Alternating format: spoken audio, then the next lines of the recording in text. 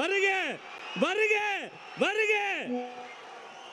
தலைவரின் தலைமை உரை.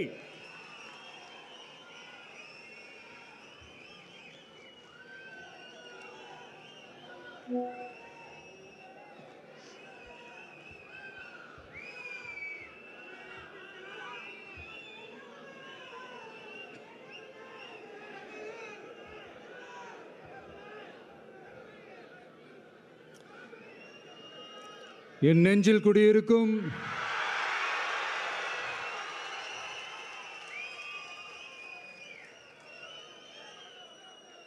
என்னுடைய தோழர்களுக்கும் தோழிகளுக்கும் தமிழக மக்களுக்கும் என்னுடைய வணக்கம்.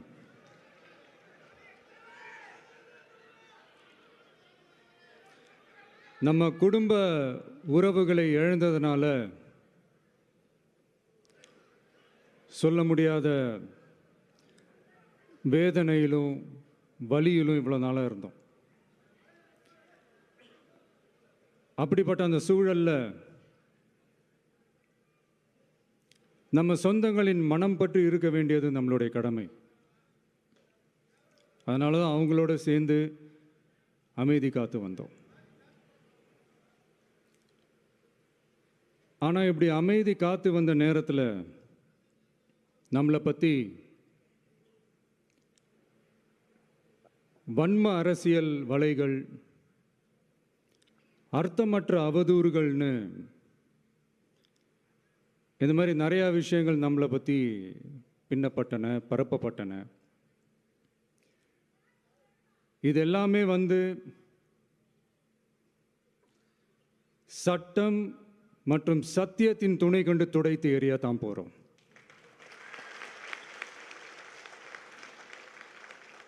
பட் அதுக்கு முன்னாடி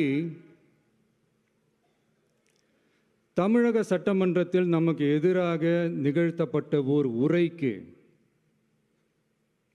ஒரு நாகரிக பதிலடி கொடுக்கணும்னு நான் நினைக்கிறேன்.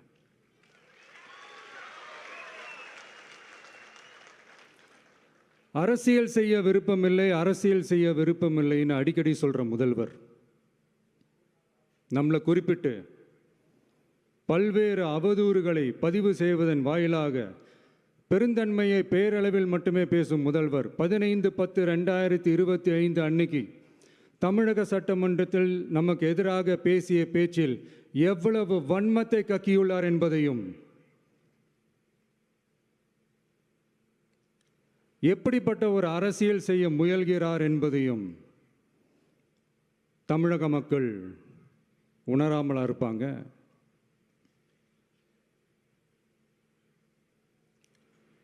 இந்த கரூரோடு சேர்ந்து 5-6 மாவட்டத்துக்கு இந்த மக்கள் சந்திப்பு நிகழ்ச்சிகள்லாம் நடத்தியிருக்கிறோம், போயிருக்கிறோம்.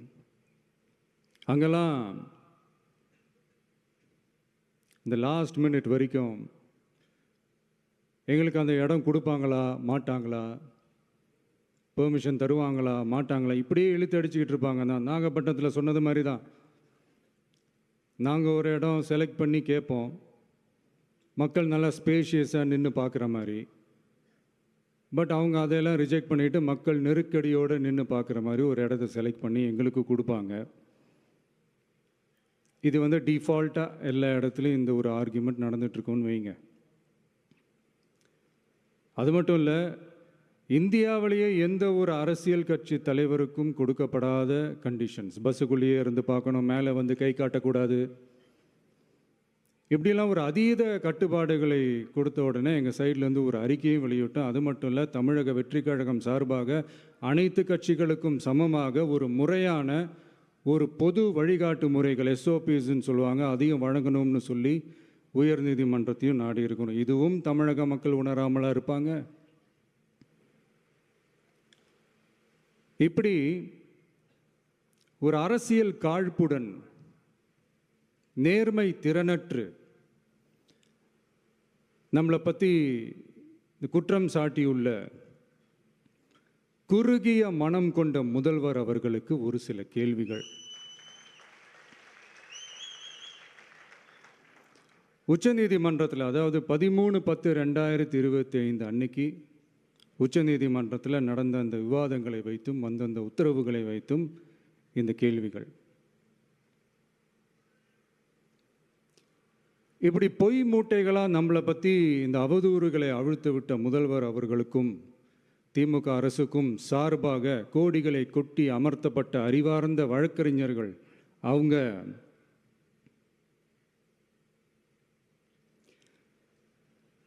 இந்த கபட நாடக திமுக அரசோட தில்லுமுல்லுகளை தாங்கி பிடிக்க இயலாமல் உச்சநீதிமன்றத்தில் திக்கு திணறி நின்றது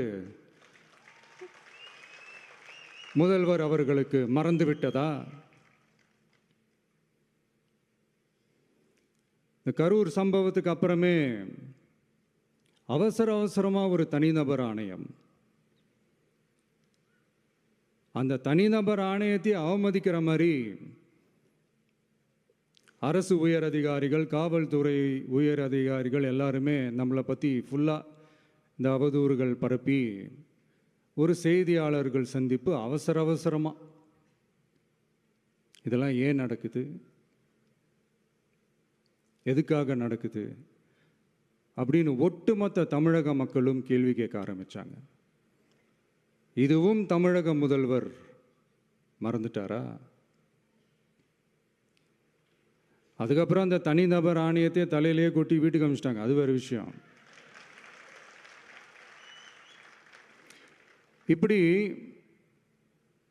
இப்படிலாம் கேள்வி கேட்ட உடனே ஏதாவது பதில் சொல்லி ஆகணும்ல. அதனால சட்டமன்றத்தில் பேசும்போது உண்மை நிலையை தெளிவுபடுத்தத்தான்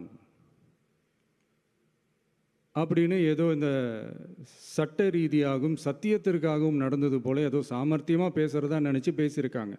இப்படி ஒரு 50 வருஷமாக பொது வாழ்க்கையில் இருக்கிற ஒருத்தவங்க ஒரு முதல்வர் அவர்கள் சொன்னது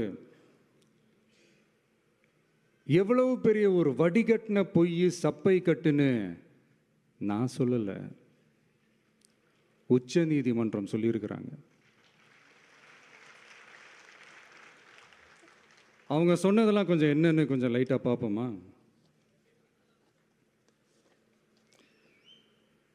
The comments which have been made before the media by the top officers of the police department may create doubt in the minds of the citizenry on impartiality and fair investigation.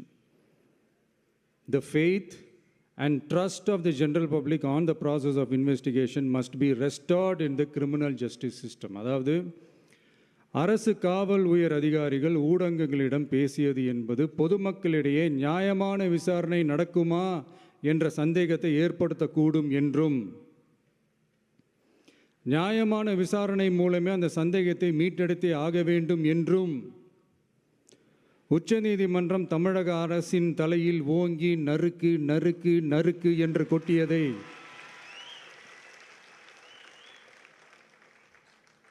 முதல்வர் அவர்கள் மறந்துட்டாரா?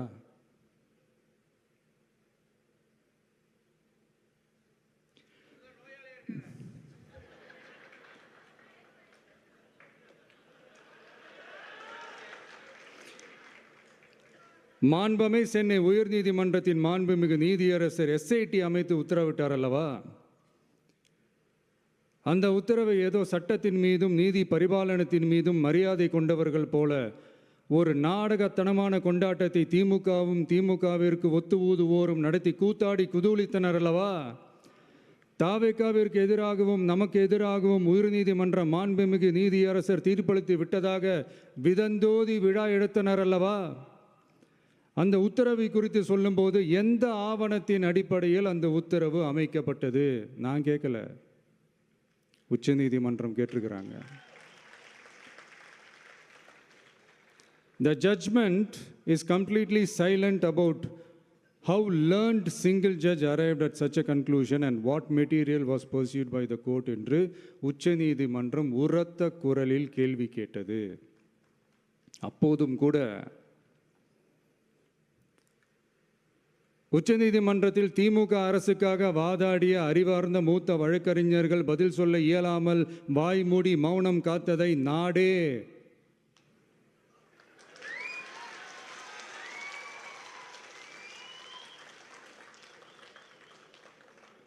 பார்த்ததல்லவா? இதையும் முதல்வர் அவர்கள் மறந்துட்டாரா?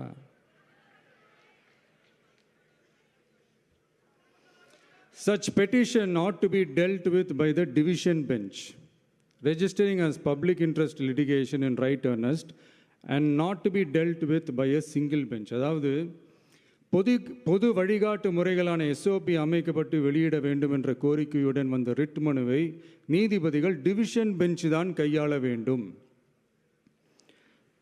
தனி நீதிபதி bench கையாளக்கூடாது என்றும் உச்சநீதிமன்றம் சொன்னதல்லவா? அது மட்டுமா, கோரிக்கையே இல்லாமல் எஸ்ஐடி அமைக்கப்பட்டது எந்த வகையில் சரி என்றும் கேள்வி எழுப்பியது உச்சநீதிமன்றம். இது எல்லாமே அறியாமலோ இல்லை அறியாதது போலவோ உச்சபட்ச அதிகார மயக்கத்தில் இருந்து பேசினாரோ முதல்வர் அவர்கள்? மனிதாபிமானம், அரசியல் அறம், மாண்பு இதெல்லாம் எதுவுமே இல்லாமல் வெறும் பேச்சில் மட்டுமே பேசிக்கிட்டு அரசியல் ஆதாயம் தேடுற ஆட்டத்தை ஆடத் தொடங்கிவிட்டார் முதல்வர் அவர்கள்.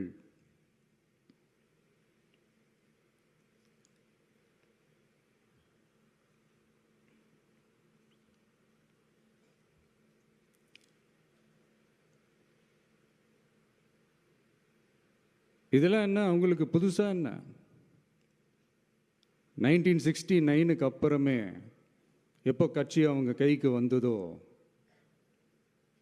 இன்னும் குறிப்பாக சொல்லணும்னா 1972க்கு அப்புறம் கேள்வி கேட்க ஆளே இல்லாமல் போச்சுல்ல, அதுக்கப்புறமே இந்த திமுக தலைமை இப்படி தானே இருக்குது. இப்போ நாங்கள் கேட்டோமே இந்த சில கேள்விகள்லாம், இதெல்லாம் நான் கேட்கல, சுப்ரீம் கோர்ட் கேட்டிருக்கு. இதனால் என்ன புரிய வருது? இந்த கவர்மெண்ட் நடத்துகிற அந்த விசாரணை மேலே சந்தேகம் ஏற்படுதுன்னா அதுக்கு என்ன அர்த்தம்? உங்கள் மேலே நம்பிக்கை இல்லைன்னு அர்த்தம்.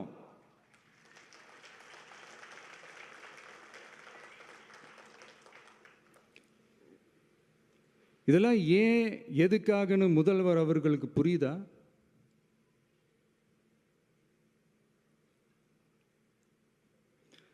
சுப்ரீம் கோர்ட் சொன்னதோட மட்டும் இல்லை, நிஜத்திலும் இன்னைக்கு மக்களுக்கு இந்த கவர்மெண்ட் மேலே இருக்கிற நம்பிக்கை மொத்தமாக மண்ணுக்குள் புதைந்து விட்டது.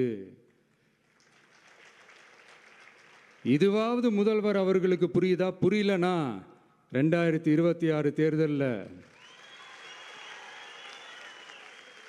இந்த திமுக தலைமைக்கு மக்கள் இன்னும் ஆழமா அழுத்தமா புரிய வைப்பாங்க. அப்போ கூட இவங்க என்ன பண்ணுவாங்க தெரியும்ல, 5 வருஷத்துக்கு ஒரு வாட்டி பழக்க தோஷத்தில் ஒரு அறிக்கை ஒன்று வெளியிடுவாங்களே, மக்கள் தீர்ப்புக்கு தலை வணங்குகிறோம் அப்படின்ட்டு அந்த அறிக்கையை வெளியிட்டுட்டு இப்போ அறிவாலயத்தில் போய் ஓடி ஒளிஞ்சுப்பாங்க. இப்போவே ரெடி பண்ணி வச்சுக்கோங்க அந்த அறிக்கையை. எப்படி? மக்கள் தீர்ப்புக்கு தலை வணங்குகிறோம்.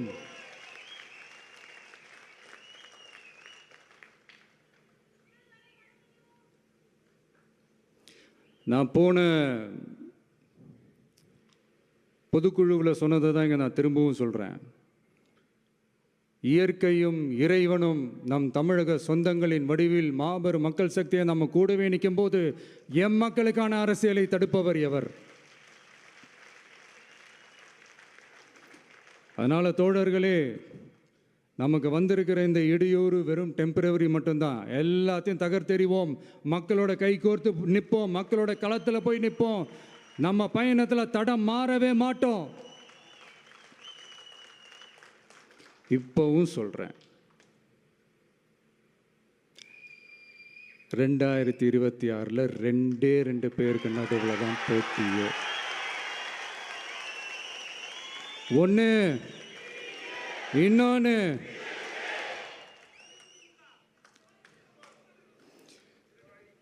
இந்த போட்டி இன்னும் ஸ்ட்ராங்காக மாறப்போகுது. 100% வெற்றி நமக்கு. வாகை சூடுவோம், வரலாறு படைப்போம், கான்பிடென்ட்டா இருங்க, நல்லதே நடக்கும், வெற்றி நிச்சயம். மீண்டும் சந்திக்கும் வரை நன்றி, வணக்கம்.